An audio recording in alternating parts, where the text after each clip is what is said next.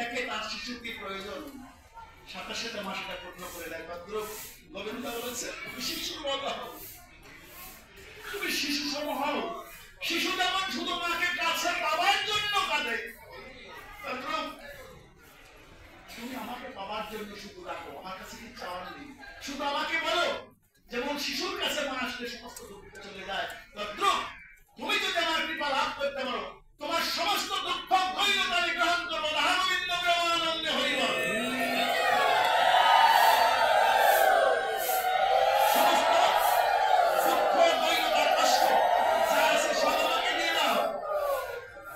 তোমার যত সুখ আছে সব আমাকে দিয়ে দাও, তোমার যত দুঃখ আছে সব আমাকে দিয়ে দাও। ঘরে গোপাল বসে আছে হাত পেতে, গোপাল তো হাত পেতে বসে আছে, বলছে তোমার সবকিছু আমাকে দাও। ওই জন্য হাতটা বাড়িয়ে রাখছে ঘরের মধ্যে। কিন্তু আমি কিচ্ছু দেইনি, কি দিয়েছি একটু চিনি আর ছোট্ট একটা বাতাসা, সময় সময় তুলসিও দেই না, তাহলে তার হাত পেতে থেকে লাভ।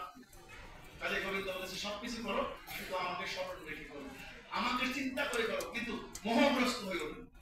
তাই আপনাদের গোবিন্দকে আপনাদের সাথে রাখবো, আপনাদের সাথে গোবিন্দকে রেখে গেলাম। আপনারা গোবিন্দকে নিয়ে কালকে আনন্দ করবেন। আমি আবার অন্য কোথাও গিয়ে আপনাদের মতো ভক্ত শিকার দিকে আছে প্রোগ্রাম। বেশিক্ষণ সময় আর কথা বলবো না, আসুন আমরা এই ভাগবত শেষে আমাদের ভাগবত একটু সমাপ্তি ঘটাতে হয়। এবং তার পূর্বে আমি বলবো, আমি একজন অধম ব্যক্তি, আগে বলেছি, আমার থেকে অনেক জ্ঞানী গুণী, অনেক ধর্মপরায়ণ, অনেক চিন্তাবিদ, অনেক ভক্ত এখানে উপস্থিত হয়েছেন।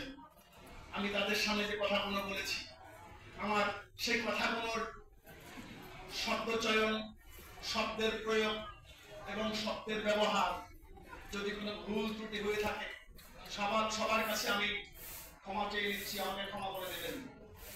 কারণ আমি তো ভাগবত বক্তা, সেই উপযুক্ত আমি না। কারণ এই বেশাসন অলঙ্কৃত করতে মহাজ্ঞানী সুখদেব গোস্বামী।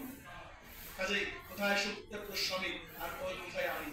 কাজেই তারপরেও চেষ্টা করি অন্তত আপনাদের কৃপা বাড়ি যেন বর্ষিত হয়।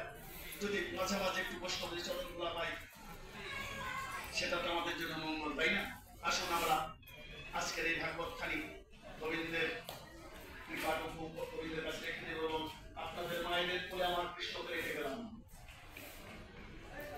আমার গোপাল কৃষ্ণকে আপনাদের চরণে পায়ে রেখে গেলাম, তার চরণ আপনাদের কোলে রইল।